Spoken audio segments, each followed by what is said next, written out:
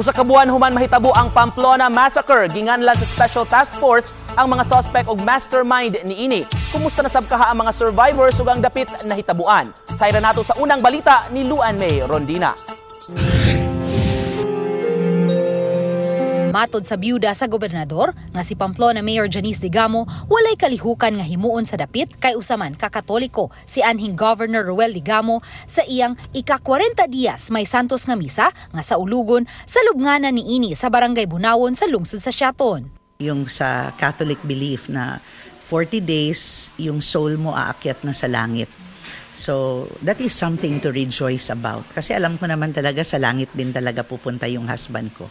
Samtang atul unya sa birthday sa gobernador o sa kamonumento niya uban sa nakalas usab nga kapitan sa Barangay Fatima sa Santa Catalina ang pabarugon sa panimay niini sa Pamplona di nahitabo ang massacre. Ginganlan na ang mga suspects sa nahitabong Pamplona Massacre, lakip na ang giingong mastermind sa dugoong hitabo nga si Negros Oriental 3rd District Representative Arnulfo Arnie Teves.